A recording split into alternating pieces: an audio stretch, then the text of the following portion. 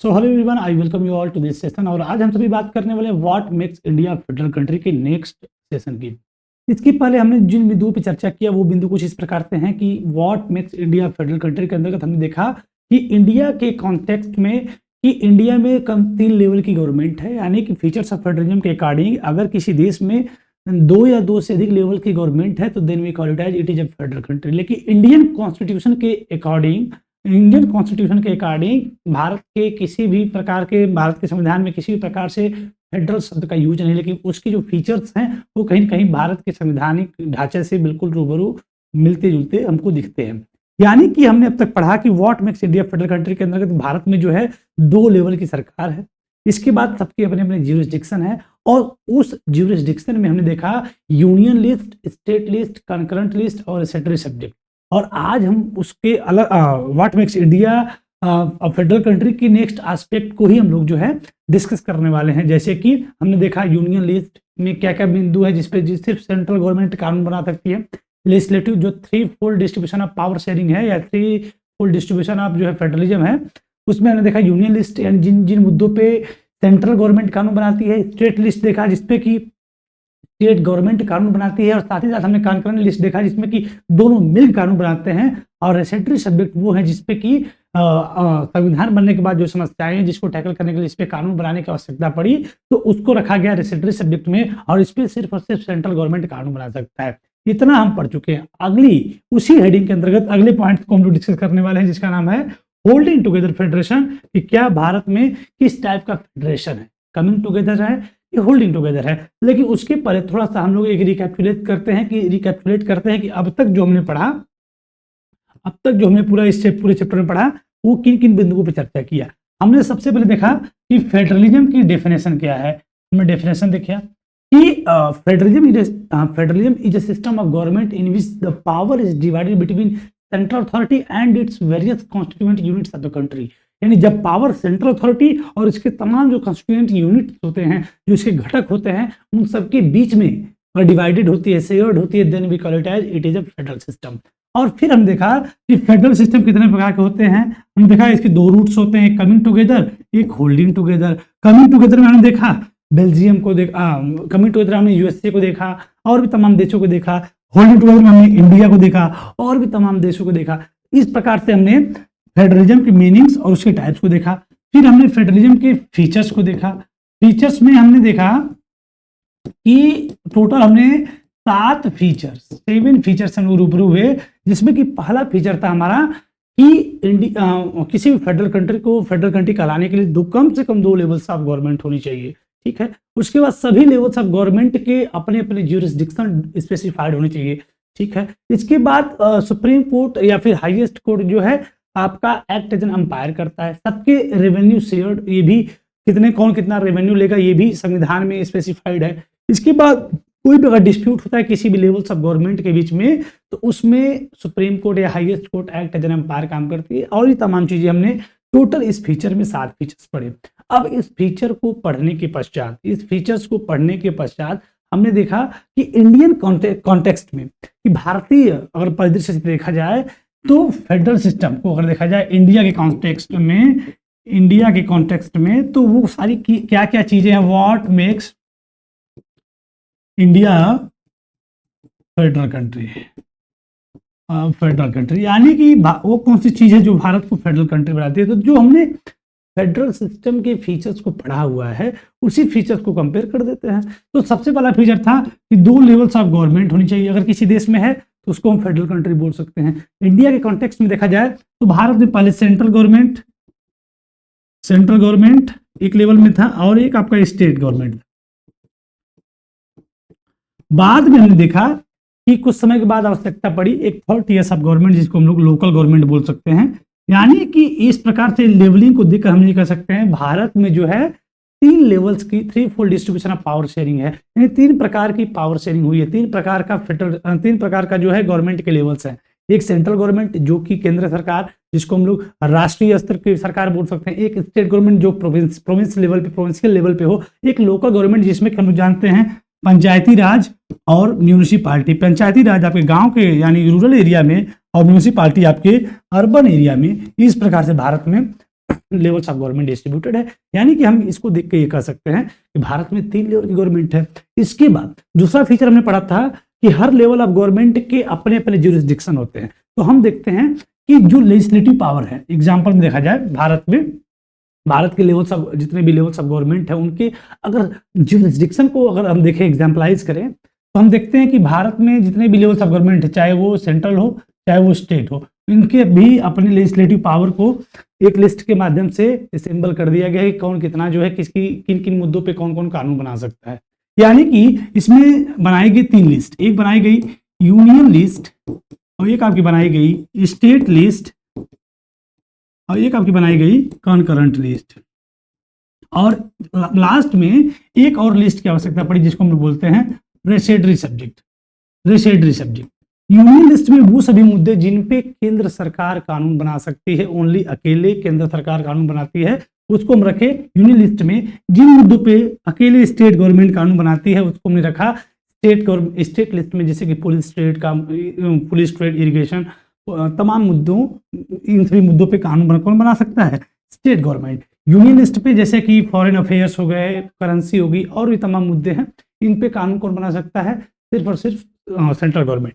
और वो सभी मुद्दे जिसपे दोनों मिलकर कानून बनाते हैं, जैसे फॉरेस्ट हो गया, मैरिज हो गया, सक्सेशन हो गया, एडॉप्शन हो गया, इन सभी मुद्दों पे कानून दोनों मिलकर बनाते हैं। यानी कि union government as well as state government दोनों मिलकर कानून बनाते हैं। बाकी कुछ और मुद्दे बने जो संविधान के बाद, संविधान के बनने के पश्चात हमें देखने को मिले, उन सभी मुद्दों पे कानून बनाने की आवश्यकता जब पड़ी तो उसको रखा गया रेसिडरी सब्जेक्ट में, और इसमें सिर्फ और सिर्फ सेंट्रल गवर्नमेंट ही कानून बना सकती है भारत के कंटेक्स्ट में देखा जाए। अर्थात हम ये कह सकते हैं कि भारत के जितने लेवल्स ऑफ गवर्नमेंट हैं उन सबके अपने अपने ज्यूरिसडिक्शन स्पेसिफाइड। तो दूसरा फीचर्स भी मिल रहा है। अब इसके बाद आगे हम जो डिस्कशन करने जा रहे हैं आज के सेशन में कि व्हाट मेक्स इंडिया कंट्री। अब देखते हैं भारत किस प्रकार के फेडरेशन को इंप्लीमेंट करता है। तो भारत जो है होल्डिंग टुगेदर फेडरेशन को यहाँ इंप्लीमेंट करता है, होल्डिंग टुगेदर फेडरेशन को। क्यों? क्योंकि all state in the Indian union do not have identical power and do not have equal power, जबकि क्योंकि some states enjoy special status, और states such as Assam, Nagaland, Arunachal Pradesh and Mizoram enjoy special power under the certain provisions of the constitution of India, article 371, याद रखिएगा आप लोग, due to their peculiar social and historical circumstances. यानी हमने देखा कि भारत में किस प्रकार का फेडरल, हमने 2 पॉइंट देखे। पहला पॉइंट देखा कि 3 प्रकार की, 3 लेवल की गवर्नमेंट है, सबके अपने अपने ज्यूरिसडिक्शन है। थर्ड फीचर हम लोग देख रहे हैं कि किस टाइप का फेडरेशन है इंडिया में, तो हमारे इंडिया में होल्डिंग टुगेदर फेडरेशन है। इसके बाद कैसे है, हम जानते हैं कि भारत के सभी स्टेट्स की पावर इक्वल नहीं होती है, क्योंकि कमिंग टुगेदर फेडरेशन के डेफिनेशन या फीचर के अकॉर्डिंग जितने भी स्टेट्स होते हैं उस देश में जो मिल के एक बड़ा स्टेट बनाते हैं उन सब की पावर क्या होती है? इक्वल होती है। लेकिन होल्डिंग टुगेदर फेडरेशन के कॉन्सेप्ट में ऐसा बिल्कुल नहीं होता है। इसमें सभी स्टेट्स की पावर अलग अलग भी हो सकती है, किसी की बहुत ज़्यादा, किसी की बहुत कम, किसी को स्पेशल स्टेटस, यानी अनइक्वल डिस्ट्रीब्यूशन ऑफ पावर होता है होल्डिंग टुगेदर फेडरेशन में। और इंडिया के कंटेक्स्ट में ये देखने को जरूर मिलता है, क्योंकि इंडिया कंटेक्स्ट में सभी स्टेट्स की पावर इक्वल नहीं होती। कुछ स्टेट स्पेशल पावर को, स्पेशल स्टेटस को एंजॉय करते हैं, कुछ हाईएस्ट पावर को, कुछ कम पावर को। और भी एक कॉन्सेप्ट आपका इंडियन कॉन्टेक्स्ट में मिलता है कि यूनियन टेरिटरी का भी कॉन्सेप्ट, यूनियन टेरिटरी का, कि यूनियन टेरिटरी भी क्या है? एक प्रकार से स्पेशल स्टेटस ही है, हम कह सकते हैं। कह रहे हैं कि यूनियन टेरिटरीज वो यूनिट्स होते हैं इंडियन यूनियन के which do not enjoy which enjoy very little power, जो बहुत कम, थोड़े से पावर को क्या करते हैं? एंजॉय करते हैं, बहुत ज़्यादा पावर नहीं मिलता है। कारण क्या है कि these areas which are too small to become an independent state but which could not be merged with any of the existing state। Union territory की बात करें तो ये वो स्टेट होते हैं बहुत छोटे होते हैं, छोटे लिटिल पावर्स को भी इंजॉय करते हैं। क्यों? क्योंकि ये इतने छोटे इंडिपेंडेंट स्टेट होते हैं कि इनको स्टेट्स का दर्जा, एक कंप्लीट स्टेट्स का दर्जा हम नहीं दे सकते, और इनकी कुछ डेमोग्राफिकल या फिर पॉलिटिकल या फिर हिस्टोरिकल सिस्टम ऐसा होता है कि किसी राज्य के साथ, किसी स्टेट के साथ इसको मर्ज भी नहीं कर सकते। इसलिए इनको एक अलग स्टेटस या अलग स्टेट्स का दर्जा देते हैं, जिसको अलग टेरिटरी के रूप में डिक्लेयर करते हैं, जिनको हम लोग यूनियन टेरिटरी का नाम जानते हैं। जैसे कि these territories do not have the power of state, the central government has special power in running this areas. और इन सभी एरिया चूंकि इतने छोटे होते हैं कि इनको स्टेट का दर्जा नहीं दे सकते, छोटे होने के कारण हम किसी के साथ मिला भी नहीं सकते, क्योंकि इनका हिस्टोरिकल सिस्टम ऐसा होता है कि इनको किसी अदर स्टेट के साथ मर्ज भी नहीं कर सकते और इनको इंडिपेंडेंट स्टेट भी डिक्लेयर नहीं कर सकते। इसलिए इस टेरिटरी को यूनियन टेरिटरी डिक्लेयर करके उस पर सेंट्रल गवर्नमेंट अकेले शासन करती है। पूरी व्यवस्था को, रनिंग गवर्नमेंट के सभी प्रोसेस को, गवर्नमेंट को रन कराने के सभी प्रोसेस को सेंट्रल गवर्नमेंट डील करती है। जैसे कि चंडीगढ़, लक्षद्वीप और भी तमाम स्टेट्स हैं, जैसे कि दिल्ली है आपका, ये सभी जो है यूनियन टेरिटरीज हैं इंडियन कॉन्स्टेक्स्ट में। इसके बाद अगला जो है फीचर्स ऑफ फेडरलिज्म को मिलाते हैं भारत के साथ कि the parliament can not on its on change this arrangement, any change to is to have is to has to be first passed by both of the house parliament with at least 2/3 majority, then it has to be ratified by the legislature of at least half of the total states। हमने पढ़ा था features of federalism में कि fundamental provision can not be change unilaterally, कि fundamental provisions को कभी भी कोई एक लेवल ऑफ गवर्नमेंट अकेले बदल नहीं सकती। यानी कि सेंट्रल गवर्नमेंट चाहे किसी भी फंडामेंटल संविधान के किसी भी अनुच्छेद को या किसी भी फंडामेंटल प्रोविजंस को अकेले बदल दे, तो दैट्स नॉट पॉसिबल। इसको बदलने के लिए क्या होता है, इंडियन कॉन्टेक्स्ट में देखा जाए कि कभी भी कोई अकेले इस अरेंजमेंट को चेंज नहीं, यहाँ तक कि पार्लियामेंट खुद इसको अकेले चेंज नहीं कर सकती। अगर चेंज करना है तो सबसे पहले पास होगा both the house of the parliament, यानी लोकसभा अपर हाउस और लोअर हाउस से पहले पास होगा, रेटिफाई होगा, वो भी कितने 2/3 मेजोरिटी से, 2/3 मेजोरिटी से पहले संसद के दोनों सदनों से पास होगा। अगर किसी बात पे किसी फंडामेंटल प्रोविजन को चेंज करना है तो कोई भी अकेले लेवल ऑफ गवर्नमेंट अकेले उस फंडामेंटल प्रोविजन को चेंज नहीं कर सकती। अगर उसको चेंज करना है तो सबसे पहले ये संसद के दोनों सदनों में जाएगी और वहां पे 2/3 मेजोरिटी इस बात को रेटिफाई करने की आवश्यकता होता है, पुष्टि करने की जरूरी होता है कि कम से कम उस बात के लिए 2/3 सदस्यों की जो है संतुष्टि या फिर अप्रूवल होना चाहिए। 2/3 मेजोरिटी यानी 2/3 पूरे संसद में जितने भी सदस्य होते हैं लोकसभा और राज्यसभा में, and then it has to be ratified by the legislature of at least half of the total state। और इसके बाद ये जितने भी स्टेट्स हैं अप्रोक्सीमेट लगभग भारत में 28 राज्य हैं, तो 28 राज्यों में भी इसका रेटिफिकेशन होना चाहिए, अर्थात कि कम से कम 15 स्टेट्स में इस बात को अप्रूव किया जाए कि हाँ ये हो जाना चाहिए, तब जाके किसी भी फंडामेंटल प्रोविजन को चेंज किया जा सकता है। अन्यथा की स्थिति में कि फंडामेंटल प्रोविजन को कभी भी कोई अकेला लेवल ऑफ गवर्नमेंट बदल नहीं सकती। वही चीज कर रहा है कि सबसे पहले संसद के दोनों सदनों, पार्लियामेंट के दोनों हाउसेज में, अपर हाउस और लोअर हाउस में जाएगा, वहां पे 2/3 मेजोरिटी से अगर पास होता है then it will be change. साथ ही साथ उसके बाद ये कम से कम half of the total state, जितने भी लेजिस्लेचर हैं टोटल अगर बात करें 2800 राज्य की, तो 2800 राज्य में से कम हाफ ऑफ द यानी कि 14 प्लस यानी कि 15 स्टेट्स का अप्रूवल होना चाहिए, रेटिफाई करना चाहिए कि हाँ इस प्रोविजन को चेंज, तब जाके कोई भी फंडामेंटल प्रोविजन चेंज हो सकता है। अन्यथा की स्थिति में fundamental provision can not be change unilaterally. ये हमने देखा इंडियन कॉन्टेक्स्ट में।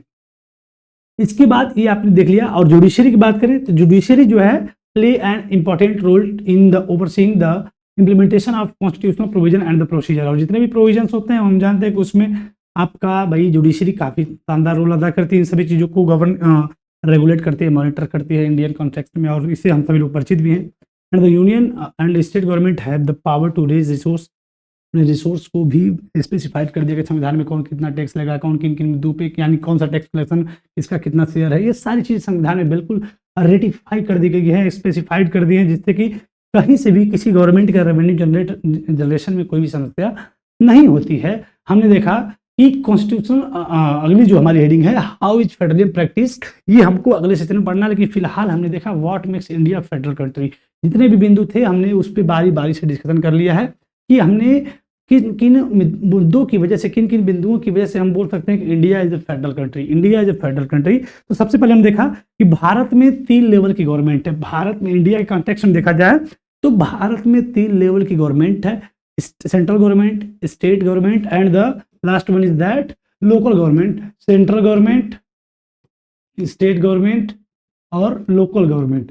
और इन सभी गवर्नमेंट के जो ज्यूरिसडिक्शन है वो भी क्लियरली स्पेसिफाइड है इन आवर इंडियन कॉन्स्टिट्यूशन में, जिसकी वजह से यूनियन लिस्ट और स्टेट लिस्ट और कंकरेंट लिस्ट और रेसिडरी सब्जेक्ट ये आपका स्पेसिफाइड है कि किन किन बिंदुओं पे कौन कौन कानून बना सकता है। इसके बाद आपका हमने देखा कि इंडिया जो किस टाइप के फेडरेशन को फॉलो करता है, तो इंडिया जो है होल्डिंग टुगेदर फेडरेशन को फॉलो करता है। क्या? क्योंकि जो इंडिया है, इंडिया के सभी स्टेट्स की जो पावर है, इंडिया के सभी स्टेट्स की जो पावर है इज नॉट इक्वल, क्योंकि कोई अधिक पावर को एंजॉय करता है, कोई कम पावर को एंजॉय करता है, कोई स्पेशल स्टेटस को एंजॉय करता है। यानी कि हम देख सकते हैं according to the features of holding together federation we can say that कि होल्डिंग टुगेदर फेडरेशन की वजह से इंडिया के सभी स्टेट्स जो है अनइक्वल पावर को एंजॉय करते हैं, जिसकी वजह से हम कह सकते हैं भारत में भाई फेडरेशन की प्रैक्टिस हो रही है। इसके बाद अब हमने देखा कि जितने भी स्टेट्स हैं भाई होल्डिंग टुगेदर फेडरेशन हो गया। उसके बाद फंडामेंटल प्रोविजन को हमने देखा कि फंडामेंटल प्रोविजंस इंडियन कॉन्टेक्स्ट में कभी भी कोई एक लेवल ऑफ गवर्नमेंट अकेले बदल नहीं सकती। इसको बदलने के लिए ये पहले किसी अगर विधेयक को पारित करना है, कानून बनाना है या फिर कोई भी फंडामेंटल प्रोविजन को चेंज करना है तो सबसे पहले पार्लियामेंट के हाउस में जाएगा, दोनों हाउस में, अपर हाउस और लोअर हाउस में। वहां पर 2/3 मेजोरिटी से पहले ये रेटिफाई होगा, पास होगा। उसके बाद ये half of the total states की रेटिफिकेशन चाहिए, पुष्टि चाहिए कि हाँ ठीक है। जब 15 स्टेट्स कम से कम अप्रूव कर देंगे कि ठीक है, तब जाके किसी फंडामेंटल प्रोविजन को आप चेंज कर सकते हैं। अन्यथा की स्थिति में fundamental provision can not be change unilaterally. ये हो गया। इसके बाद हमने देखा कि सोर्सेज ऑफ रेवेन्यू भी स्पेसिफाइड है, फंडामेंटल प्रोविजन भी हमने देख लिया। तो आपका जो कोर्ट है, जुडिशरी सिस्टम है, वो इन सभी चीज को रन कराने में, मॉनिटर करने में काफी इंपॉर्टेंट रोल प्ले करती है। यानी इन सभी फीचर्स को हमने, जितने भी लगभग 7 फीचर फेडरेशन के फेडरलिज्म के पढ़े थे, उसको हमने इंडिया से कंपेयर किया। और जब कंपेयर किया तो हम पाए कि उन सभी चीजों से बिल्कुल जो है इंडिया रूबरू हो रहा है, उससे मैच खा रहा है। तो इन सभी वजह से हम बोल सकते हैं कि India is a federal country, India is a federal country. लेकिन भारतीय संविधान में कहीं भी फेडरेशन शब्द का यूज, फेडरल शब्द का यूज नहीं है कि भारत एक फेडरल कंट्री है। लेकिन फेडरेशन की जो भी प्रॉपर्टीज होती हैं, जो भी कैरेक्टरिस्टिक होती है, वो सभी इंडियन कॉन्टेक्स्ट में मिलते हैं। यानी इन सब की वजह से हम बोल सकते हैं India is a federal country. अब हम अगले सेशन में देखेंगे कि how is federalism practised in India, Bharat कैसे फेडरलिज्म को प्रैक्टिस करता है। इसमें हम लोग देखेंगे linguistic state, language policy, central state relation. इन तीनों मुद्दों से हम लोग रेटिफाई करेंगे कि भारत कैसे फेडरलिज्म को प्रैक्टिस करता है। अभी हमने देखा कि भारत कैसे फेडरल बनता है या कैसे दिखता है, किन किन वजह से हम कह सकते हैं कि India is a federal country. अब हम देखेंगे अगले दिन कि कैसे फेडरेशन को प्रैक्टिस करता है, फेडरलिज्म को कैसे प्रैक्टिस करता है। तो उम्मीद है कि आज के जितने भी पॉइंट्स थे, जितने भी एस्पेक्ट थे, आपको समझ में आए होंगे। फिलहाल आज के लिए इतना ही, तब तक के लिए नमस्कार, धन्यवाद।